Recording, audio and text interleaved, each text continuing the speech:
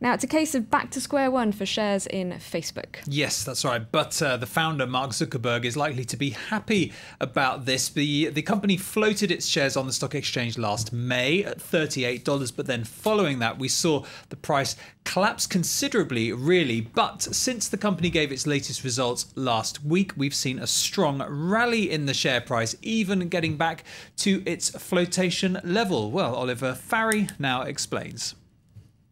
For one of the new giants of Silicon Valley, it's good news and welcome relief. On Wednesday, Facebook's share price passed its initial offering price for the first time since its public launch last year. The stock value briefly touched $38.31 before closing at $36.80.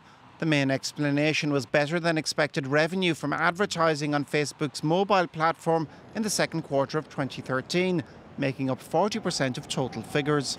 Facebook's launch in May 2012 was quickly followed by a sharp dip in value caused by sluggish revenue growth.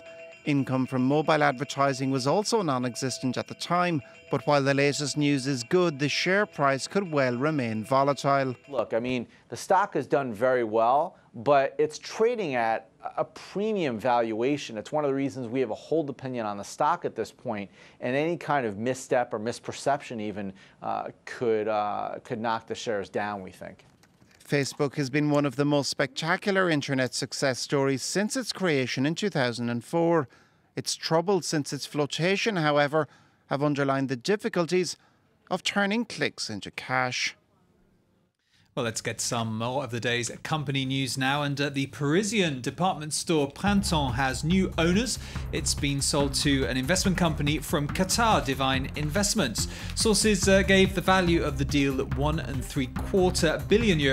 Printemps has 16 stores around France and employs 3,000 staff. Profits doubled at France's second biggest bank, Société Générale. Higher revenues from corporate and investment banking helped there. The bank is working on a €900 million cost reduction plan and has already cut hundreds of jobs. And the head of Apple met his counterpart at China Mobile earlier this week. China Mobile is the world's largest carrier by subscribers, but it doesn't offer Apple's iPhones and iPads. Well, neither side gave details of those talks, but speculation is rife that a deal between the two to offer Apple products could be in the works. Let's stay in Asia for a look at the markets there.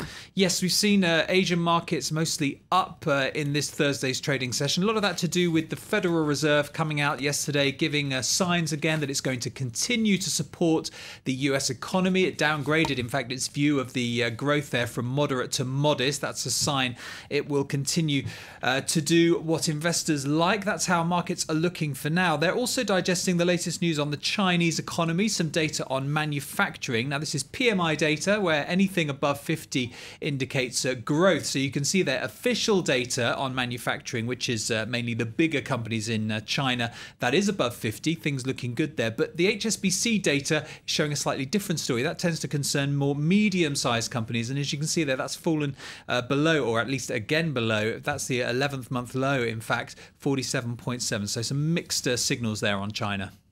And later this Thursday, we'll be hearing from the European Central Bank.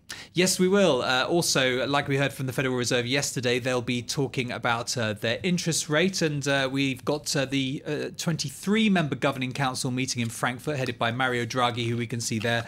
Of course, any rate cut would be to boost the economy. But there have been signs recently the Eurozone economy, maybe if not on the mend, at least bottoming out. So we'll wait to look for that. And, the ECB, in fact, there you can see its current offices, but it's moving to some new ones which are currently being built, and there's some interesting graffiti, as you can see there, that's sprung up around it. And interestingly, the ECB has been financing the graffiti, not all of it complimentary. Look, there's one of Mario Draghi there. Well, the man running the project explains why it's there. Young people have been greatly affected by the European crisis, particularly with the rising unemployment rate. There is a lot of distrust regarding the European Central Bank, and you can see that in the drawings. Criticisms of the euro and European monetary policy are reflected in these works. And that's it for business. Thank you very much, Matthew. Time now for Focus.